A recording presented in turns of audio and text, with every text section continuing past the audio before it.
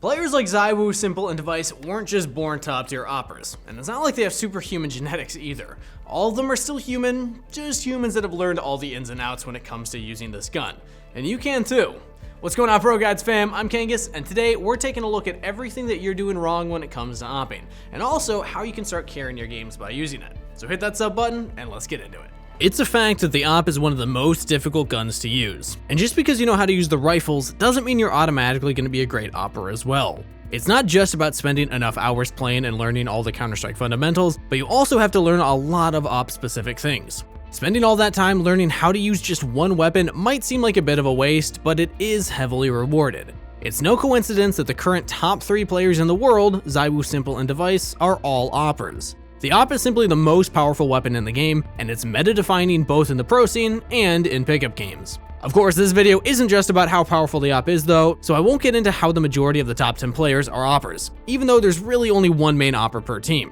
Or also how in the tier 2 scene, the highest rated players are again all oppers. Nope, this video is about how to use the AWP and why you're probably thinking about it wrong. But before we talk about the first mistake, let's first start with the question of the day. Today's question being, do you like the AWP or are you more of a rifler? I started off as a rifler because it was easier, but I picked up the AWP because I just love the weapon. I always gravitate towards playing snipers in video games anyway, even back in the OG Halo days, and the AWP feels so much smoother than a rifle to me. Let me know your answers though in the comments down below. The biggest mistake I see people making in essentially all ranks of the game is playing too reactive and static, specifically on the CT side. For example, it's really common to see players playing the exact same position in the exact same way time and time again. To give you an example of what that would look like, you probably can imagine an opper on window of Mirage playing there every round. Or the same thing could also happen on CT Ticket Box. It's very common for people to hold the exact same angle every round. If it's working and you keep getting picks that way, then it's fine. If your opponents keep peeking mid or ramp dry and you're consistently getting 1 or 2 picks every round, just keep doing what you're doing. But more likely than not, that's actually not what's happening, and after you're able to get a multi-kill one round, your opponents are just going to start straight up avoiding you. As we all know, the AWP is the big scary green gun, and if someone is really good with it, we want to go the other way. Well, your opponents feel the same. That means that you're going to have to do just a little bit extra than holding your same angle. Just sitting there holding your standard angle isn't necessarily wrong, you're pretty much doing what's expected of you and thus fulfilling your job. But there's no doubt that you could be doing a whole lot more, and with an AWP, there's nothing stopping you from carrying the game. The AWP is simply the most powerful gun in the game, and it's no coincidence that almost all of the pro scene play around their AWP, at least on the CT side. The AWP is just so much better at holding angles than a rifle ever could, and a good AWP play is going to really force your opponents to stop just taking aim duels and instead play around their team and utility. Basically, with an AWP, there's no shortage in the ability to carry the game, but you need to put yourself in the right positions with it. Just holding the mid cross from window every round might be enough to repeatedly kill anyone stupid enough to peek it without smoking top mid or window first, but honestly, even in the low ranks, it's rare to see someone continue to run into the same wall like that. That means you gotta switch it up. As an opper, it's your responsibility to see where the issues are. Of course, if you're winning 50-0, you can just keep playing standard and enjoy the quick and easy 60-0, but if your opponents start winning a few rounds, you need to find out why.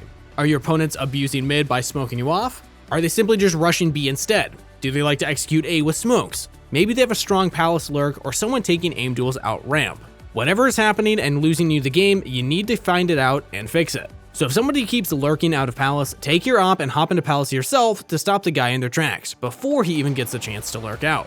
That way, you'll teach your opponents a quick lesson and they'll think twice about going palace again. And if they do, they'll at least be a lot slower and much more careful.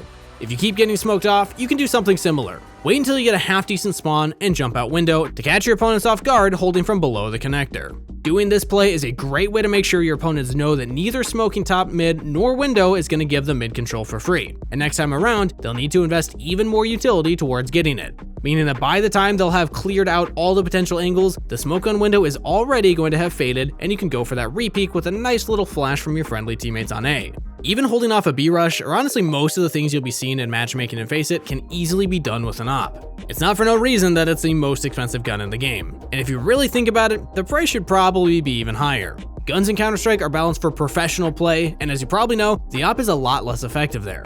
Don't get me wrong, it's still powerful, hence why the double AWP setup on the CT side are so common even at the highest levels of play, but it's not nearly as powerful as it is against 5 teammates that have never played with each other before. Pro teams spend sometimes upwards of 10 hours daily practicing together with their teammates, just so that they can deal with ops and not give up free picks. But even still, we see the gun in every single game and as many rounds as the CT side can afford it. So imagine what it realistically should be able to do against players that are barely coordinating. Yep, it can do a lot. How much you're achieving with it though, like I said, both has to do with you and your opponents. But ideally, you want to be doing plays all around the map. You constantly want to keep your opponents thinking about what you're going to do and how they can counter it, not even giving them time to play their own game, the one that they're best at.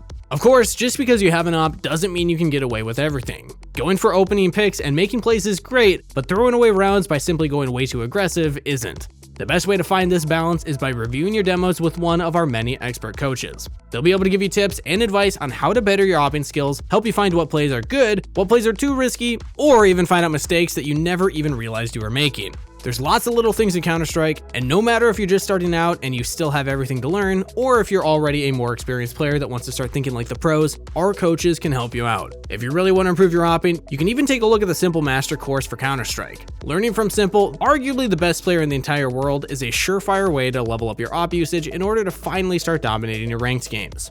Aside from not making plays, another thing I see people really doing wrong with ops is exposing themselves to lots of angles at once. Essentially, trying to do too much when they don't need to. I know I just discussed oppers not doing enough and just doing the same thing every round, and now I say that people often try to do too much, but trust me, this is something different. There's nothing wrong with jumping out window at the start of the round to try to pick a guy crossing to mid boxes. You're achieving a lot more doing this than by just sitting in a window waiting to get smoked off, but you aren't being needlessly risky either. After all, you're only really just holding one angle, the swing out top mid. What is bad to do though, for example, is trying to hold 4 angles all at once. An example is by positioning yourself in the middle of jungle, holding palace, someone crossing to default from Tetris, and someone jumping over sandwich on top of the stairs all at the same time. The reason it's bad is pretty straightforward. You're essentially relying on yourself to hit a difficult flick, or you're dead. When instead, you could also just play it differently. Decide to hold only one of those angles, and by doing so have a much easier shot and also significantly less risk of dying.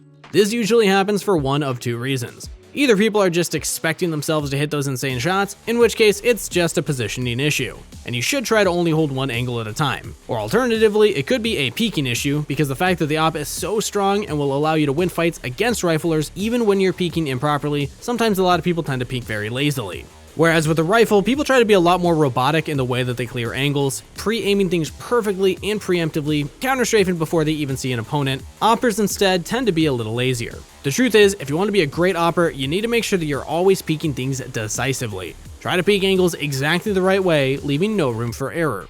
One way to put it is that you should be peeking angles like you expect an opper to be holding the angle that you're peeking, not in a way that you're scared to peek and instead decide to keep holding a worse angle just to be safe, but rather in the way where you make sure that your pre-aim is really just perfect and you're able to react faster than whoever is on the other side. This style of peeking is not only important on the CT side, but especially on the T side, where most of the time you're the one peeking into an angle rather than holding one yourself.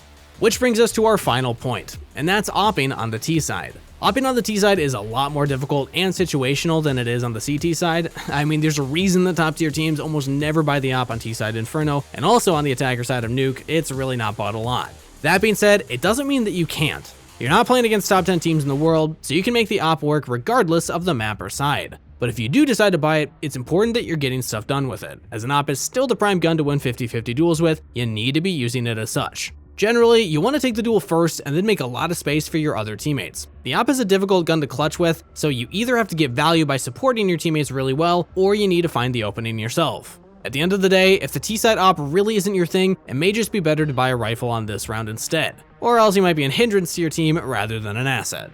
The op is hands down my favorite gun in CSGO, but sometimes it can be really intimidating to pick it up, and it's really easy to make mistakes. So hopefully you'll learn something today that will give you the confidence that you need to pick this gun up and carry your games. If you did, make sure to leave a like and sub to the channel, and if you want to learn even more about the op, then head on over to ProGuides.com and watch the Simple Master course. He knows way more than I ever could.